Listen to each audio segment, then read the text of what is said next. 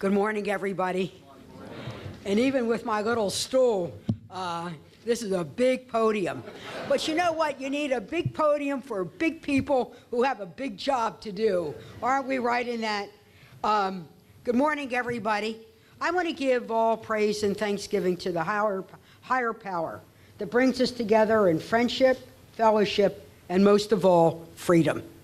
We are here today because we live in the greatest country in the world, and we need to protect and defend our Constitution, our people, and its country. And what a hallmark today is, because one of the most important agencies that protect our troops and their ability to function in several war fronts simultaneously has moved its headquarters to Maryland under the most difficult circumstances while we were at war on several fronts. They didn't miss a beat. They didn't miss an opportunity. They didn't miss a bad guy to keep them away from what they needed to do. I think we have to give a round of applause. General Pollitt, through you, we welcome you and the First Lady of DISA and your entire command to Maryland. I know the Lieutenant Governor will be bringing the greetings of the Governor as well as his own due diligent work in this area. Senator Cardin and I are here to represent Team Maryland in your congressional delegation. Our colleagues in the House, probably as we speak, are getting ready to vote on the 2012 budget. And you want them to be able to do that so we can do the job we need to do. So they really, but I want to acknowledge they played a significant role in this. I know that there are people in the overflow rooms, and I know that there are 80 different sites around the world. We want to say to all of you, hi. We want to say a warm welcome. We want you to think of Maryland not only as your cyber home, but your real home. We want you to know us and love us and be glad that you moved. We know that when the announcement was made during the base realignment, which was a source of great joy for us in Maryland, caused many heartburn, and with the financial sacrifices, even more difficulty. But when you come now to Maryland, what you're going to find is a great state with great schools, with a great culture of hospitality, and you're going to know us and you're going to love us. But know that we're getting to know you, and we already love you. We love you for what you do in order to protect our troops. This is not an easy day. I mean, this day was not an easy day in coming. First of all, the decision was made. It meant significant dislocation of people to move here. I want to acknowledge that.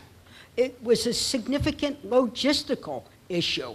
I want to acknowledge that because this wasn't just packing up a storefront in a strip mall to move to another one. It had to be able to pack up and move at the same time we are at war. And the cyber war, both the attack on the United States and the attack on the military infrastructure to support it, is an ongoing war. It's an enduring war. So that was an enormous challenge. I think we need to salute the leadership, our military leadership, the civilian leadership represented here, and our contractors. I think they deserve another round of applause.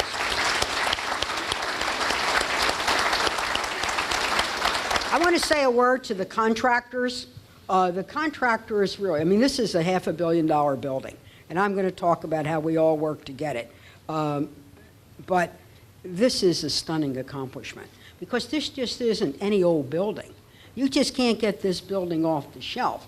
Given the mission that is performed within these walls and outside of these walls around the world, it had to have special design, special equipment, and I might add, very special contractors who delivered on time, on budget, and were able to get the job done. So we should say hats off for them. Now let's get to the delegation. Every great idea needs money.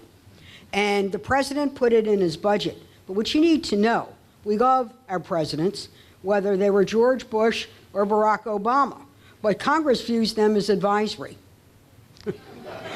Don't tell them that. Take that off the video record.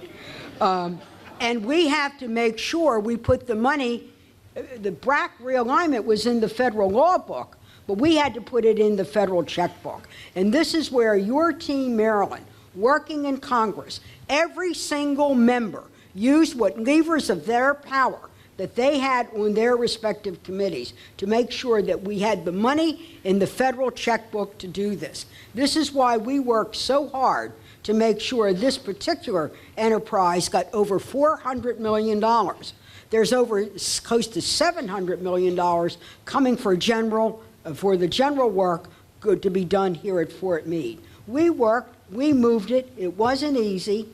People forgot the commitment, the hires in other committees, but your Maryland delegation would not let them forget. And we knew we had an obligation to the military, and we knew they had an obligation to their contractors. You couldn't ask the contractor to do their job unless we all did our job, and I think Team Maryland delivered the money, and now you've all delivered the goods. I think that's fantastic.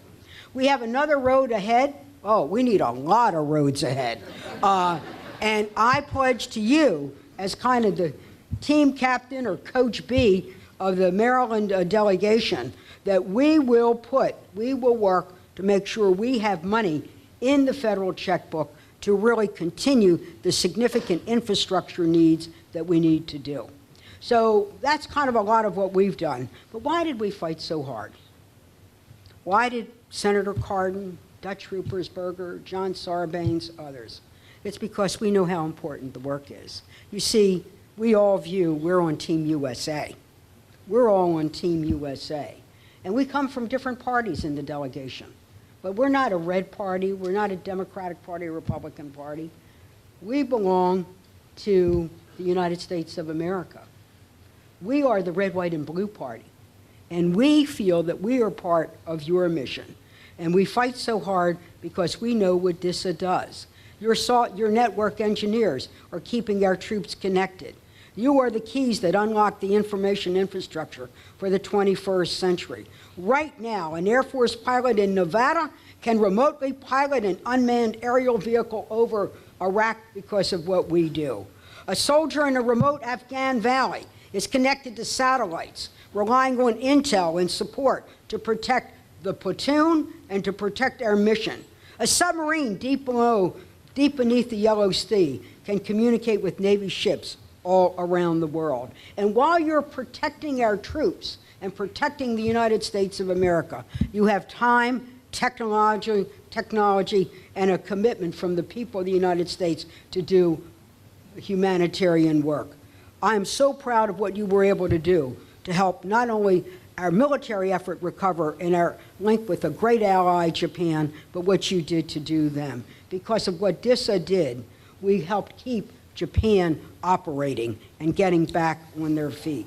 This is why we fight so hard, for the mission that you do.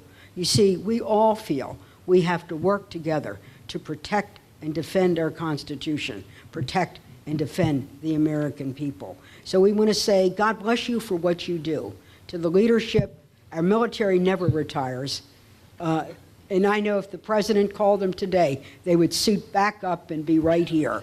But we just want to thank you for what you do every day. Right now, there's a soldier that's safer. There's a submarine that's more effective.